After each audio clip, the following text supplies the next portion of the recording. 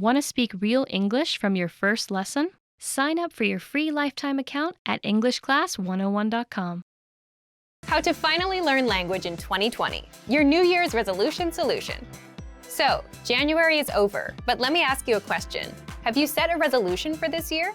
If you haven't, it's understandable. Most people end up failing with their resolutions. You set one, you try to do it in January, and by February, there's no progress. Doing it is no longer fun, or you get sidelined by something else. So you quit and put it off until next year, or whenever the guilt of quitting your goals comes back to haunt you. So, what's the problem with setting resolutions? Why do we keep failing? First of all, regardless of what most people say about New Year's resolutions, setting goals, whether on January 1st or any other time of the year, is a good thing. You have to know where you're going and what you want to achieve. Otherwise, you'll be floating around aimlessly from one language app to another and have nothing to show for your time spent. But the problem lies with the goals that people set.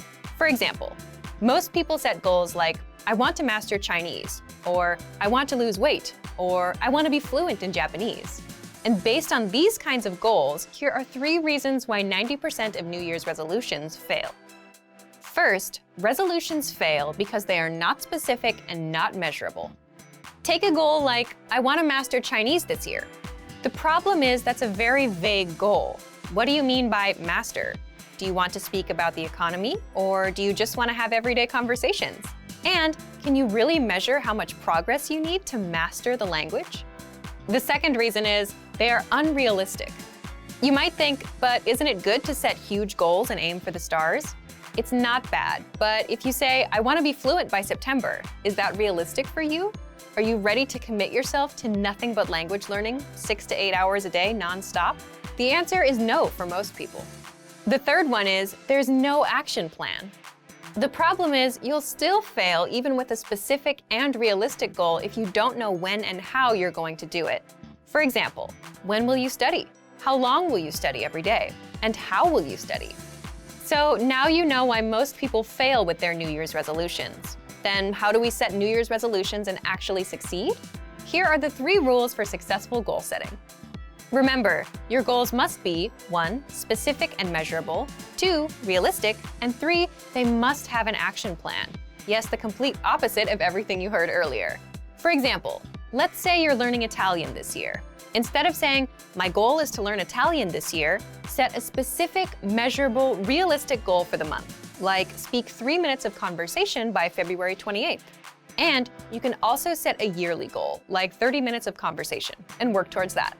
The whole point is 3 minutes is measurable. You set a timer, time yourself, and know when you reach it. It's realistic. Instead of saying, I want to learn the whole language, you're just aiming for 3 minutes for the month and maybe 30 minutes for the year. So ask yourself, do I have time to learn enough of the language to speak for 3 minutes? That will vary from learner to learner. But 3 minutes sounds much more realistic than I want to master a language. Finally, you still need an action plan for your goal. And for that, you need to answer these questions. When will you study? How long will you study every day? Where do you plan to study?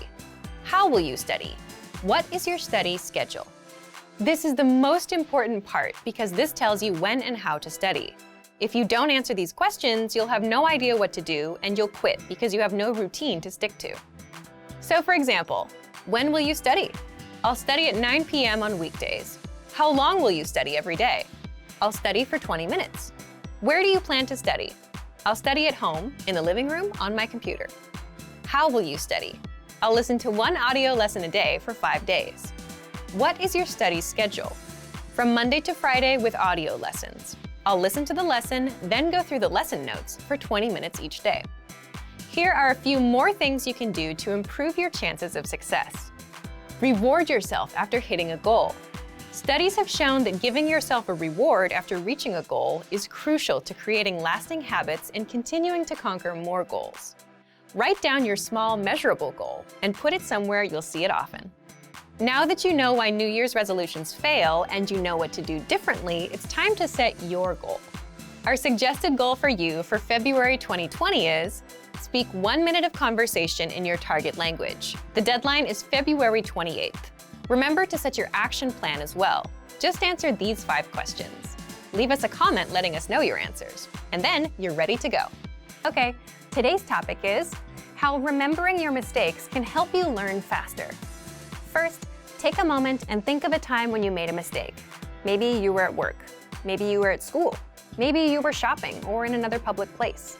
We can all probably clearly remember many mistakes we've made. We also remember the reactions of the people around us. Some people are understanding, some people aren't so understanding. But why do we remember these situations so clearly? Psychologically speaking, negative things tend to impact us more than positive things. For example, if we're asked to choose between gaining friends or gaining money and losing friends or losing money, we'll choose not to lose friends or lose money, not to gain. This is called loss aversion. We tend to avoid losing more than we work on gaining. We spend time thinking about our negative past experiences to avoid them in the future. Because of this, negative events, like making mistakes, stay in our minds for a very long time. And this happens in language learning. If you make a language mistake while chatting with a native speaker, it'll probably be hard to forget. Yes, it's true that when we're learning another language, we don't always know when we've made a mistake.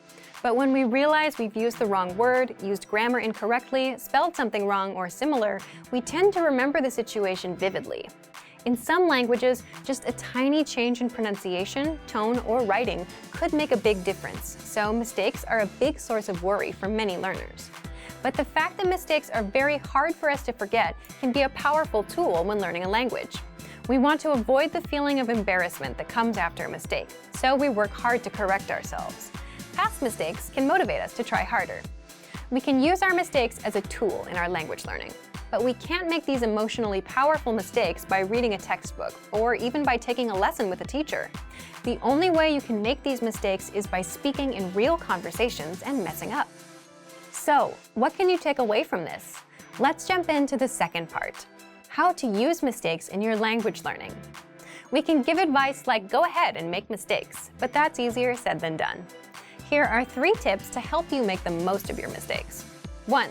Speak in your target language as much as possible. Why? Because part of the learning process is making mistakes. Accept that mistakes are going to happen. If you're not making any mistakes ever, then you're probably not challenging yourself. 2. Look for opportunities to speak.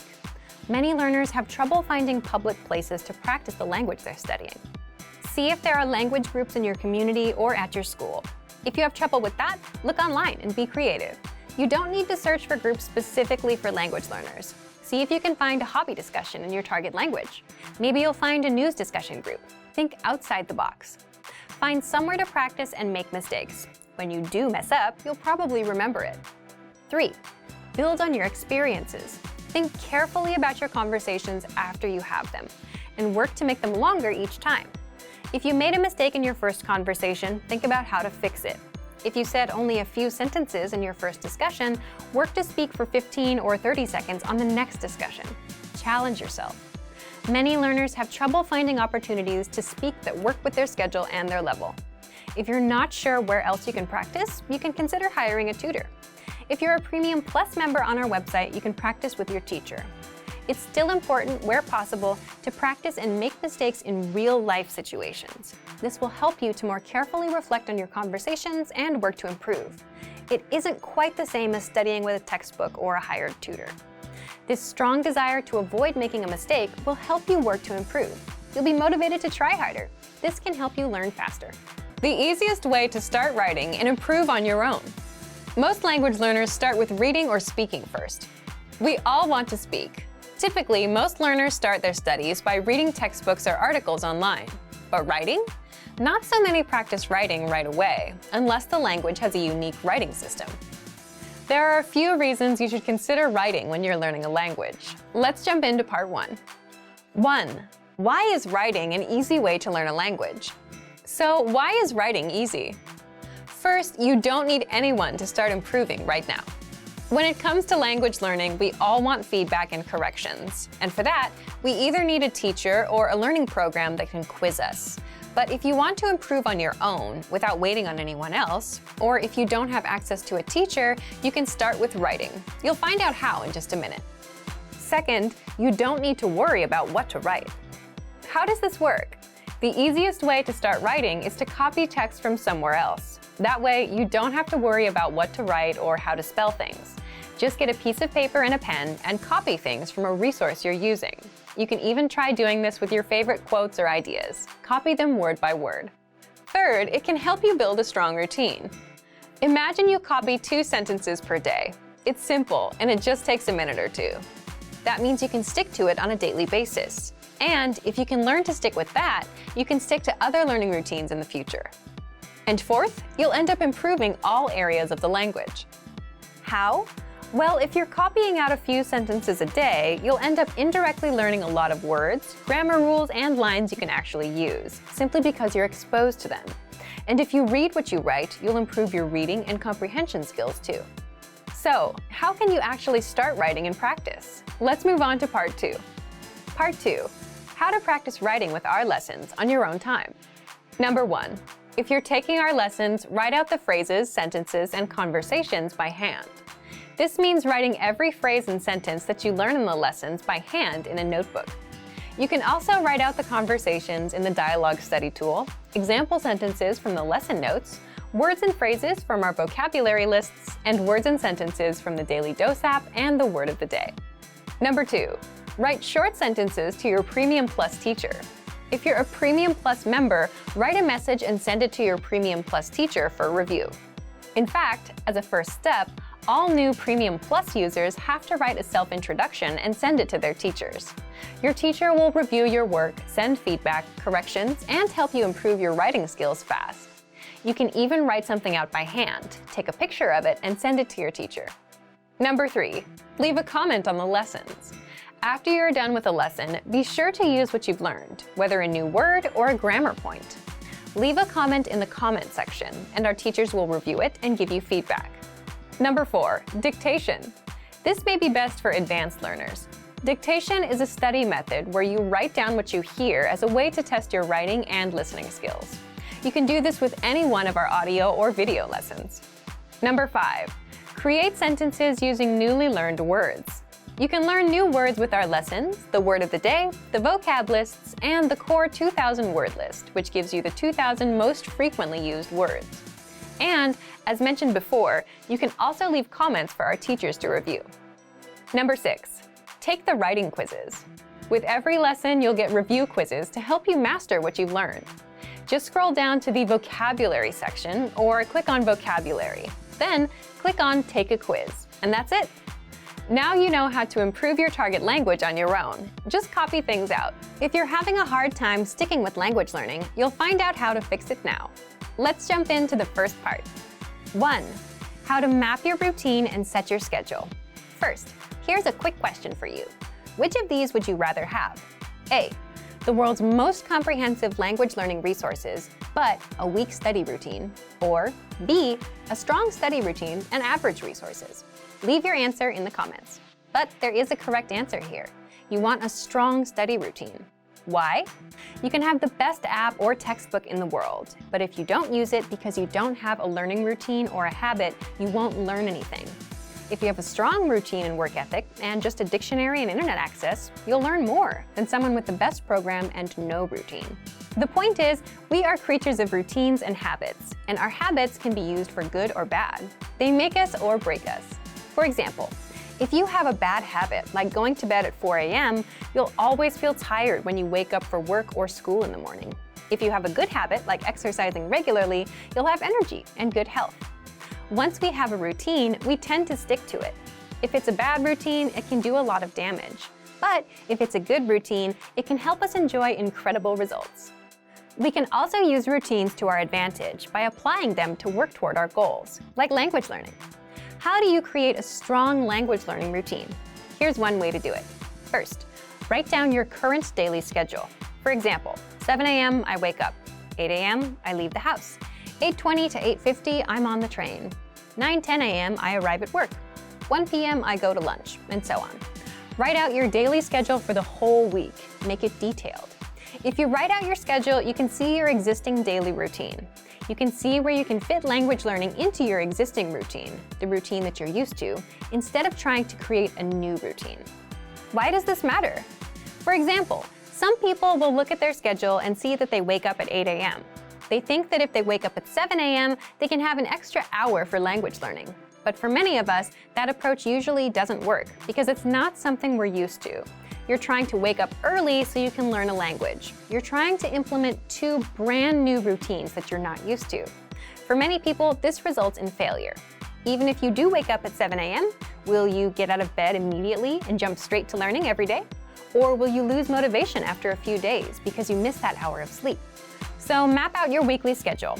Once you understand where your time goes, find an existing part of your routine that you can fit language learning into. For example, if you take the train in the morning, you can use that existing routine and learn some language during that time. If you always eat lunch at 1 p.m., watch a video lesson during your break. If you always cook at 8 p.m., play some audio lessons in the background. If at first you have to start with multitasking, it's better than nothing. You can at least get used to being exposed to the language while you work on dedicating more time and attention to it. Now, let's jump into part 2. 2. How to choose the learning medium that's right for you. Before you begin learning, it's important to understand what kind of learner you are. Are you a visual learner, or do you learn by reading? There's something called the VARK model, and it's an acronym for 4 learning styles: visual, auditory, or listening, reading, writing, and kinesthetic, meaning hands-on, or actual practice and trial and error. You need to understand what kind of learning resources are best for you. So, how do you determine what kind of learner you are? This depends on you. Do you like watching videos, listening, reading, or writing? Or do you prefer more hands-on practice? There's no wrong answer. It depends on what kind of learner you are and what you like. Also, think about your past language study experience. Did you remember vocabulary words better when you read them from a book? Or was listening to a podcast more helpful for you? How do you usually remember information best? This helps you choose the learning medium or study tools that are right for you. We'll talk more about this in a few minutes. For now, determine what kind of learner you are. Leave us a comment and let us know. The last thing you need to keep in mind is your study ratio. Your study ratio is how much time you spend absorbing information, input, and how much time you spend producing language, output. What you want to strive for is about 50% input and 50% practice or production, producing that language. So, if you read for 30 minutes, then you want to practice for 30 minutes. You can't just consume, you must practice. Otherwise, it's not going to stick as fast. All right, we've covered routines and learning types. Let's move on to part 3. 3. The language tools you'll want for your learning style. In this last part, we're going to cover all the resources that you can take advantage of based on your learning style. But remember, if you're a visual learner, that doesn't mean you should shun resources that don't fit that style. Sometimes it's not practical to watch a video. For example, if you're driving, audio is a much better choice. So let's jump in. If you're a visual learner, take advantage of our video lessons in the lesson library. We have them across all levels, from absolute beginner to advanced. These will be your main source of learning. Use the vocab slideshows. You'll find these on every lesson page and vocab list. The slideshows make it super easy to learn and review words. Just press play and watch. You can put it on a loop and watch for as long as you want. Next, if you're an auditory learner, then take advantage of our audio lessons. You can also use dialogue audio tracks. These give you just the conversation from that lesson, and you can use these tracks to immerse yourself in conversations. Next, if you prefer reading and writing, we include lesson notes and transcripts for every audio and video lesson. So, if you're taking a lesson, read along. The lesson notes include extra grammar explanations, vocab lists, and cultural insights that are not available in the lesson. You can also check out our extensive reading books in the lesson library. These are simple one-line per page books that will build you into a confident reader. If you prefer writing, you can copy out the lesson dialogue into your notebook. You can leave comments on our lessons with sample sentences. You can keep a daily journal in your target language. Plus, you can send messages to your Premium Plus teacher and practice writing. They'll correct your mistakes, tell you how to express yourself in a natural way, and help you improve fast. And finally, if you're a kinesthetic learner and prefer hands-on experience and trial and error, definitely use our Premium Plus teachers and practice with them. You can do that via the My Teacher Messenger on the site or in the app. Use our spaced repetition flashcards. These cards quiz you on words and phrases and help you master them fast. They sort the words for you and quiz you accordingly. So, if you don't know a word, you'll keep seeing it over and over until you get it right. And if you do know it, you'll see it again in a few days. It'll pop up every now and then just to refresh your memory. Also, take advantage of our lesson quizzes. You'll find these in every audio lesson, and these test you on the words and phrases you learned in the lessons. You can also practice speaking with our voice recorder. You'll find this inside the dialogue tool. You can record yourself and compare with native speakers. You can keep practicing until you can say the lesson dialogue at a native level. There are tools for every learning style. So, today you learned 1. How to map your routine and set your schedule. 2. How to choose the learning medium that's right for you. And 3. The language tools you'll want for your learning style. How to improve your language and speak more through preparation. Okay, let's get into part 1. Why you should prepare for conversations ahead of time. If you're a beginner, you can probably relate to this. When it comes to speaking, you tend to run out of things to say. And that's because you don't know enough of the language to express yourself. And that's where preparation comes in. You may think that the conversations we have in our daily lives are spontaneous, that you can't prepare for them. You're right to an extent. But imagine meeting someone for the first time. Both of you will go through some common questions and phrases, like, what's your name? My name is, where are you from? And how long have you been studying the language? As a language learner, you'll have these kinds of conversations with almost every native you meet, guaranteed. They'll always ask you about how long and how you've been learning. And even with your friends, some conversations start the same way. For example, you say things like, hey, how are you? How are things? How was your weekend? My weekend was good, and you? Let's say you went to a restaurant this weekend, and now you want to talk about it. Well, that allows you to prepare and learn some phrases like, I went to a restaurant. The restaurant had delicious food. The point is, some questions and phrases come up often in conversations, so it makes total sense to master them ahead of time. And you can always plan ahead and prepare for things you want to talk about. When it comes time to speak, you know what to say, how to respond, and you don't run out of talking points as quickly. So, how do you prepare? Let's jump into part 2. The first thing you can do to prepare is check out our 25 questions you need to know lesson series. This series is specifically designed to help you with the first-time conversations you'll have with native speakers. You'll learn the 25 most common questions and answers used in conversations. Just listen to the lessons, repeat out loud, then put what you learned to use. These will serve as talking points so you can keep your conversations going. Number 2. Print out the curriculum for this lesson series so you can review all of the lessons at once. The curriculum gives you the lines and vocabulary used in all lessons up front, so you can use this to review key questions and responses. This will allow you to control conversations and ask questions instead of just having the native speaker ask you all the questions. In other words, you'll sound like a fluid, confident, and experienced speaker. Number 3. Check out our printable conversation cheat sheets. This is another free resource that gives you lines and words for all kinds of topics. For example, talking about hobbies, your family, and much more. Number 4. Ask yourself, what do you want to talk about? Come up with some topics, and for each topic, write out potential questions and phrases that would come up in a conversation. For example, if you want to talk about restaurants, you can have lines like, my favorite restaurant is, my favorite food is, what's your favorite restaurant? And then run these lines through a translation app. It won't be perfect, but it'll give you lines to use that you can correct later. Number 5. Look for lessons that are related to your topics with our lesson library. On our site, we have hundreds of lessons that teach you conversations. So if you're looking for lessons related to restaurants and food, you'll get all kinds of conversations that you can use for yourself. And number 6. If you're a Premium Plus user, get in touch with your teacher via My Teacher and try a conversation with them. They'll help you every step of the way, correct your writing, and give you the lines to use in a conversation. That way, you can prepare ahead of time, and when it comes time to speak, you'll know what to say. Want to speed up your language learning? Take your very first lesson with us. You'll start speaking in minutes and master real conversations.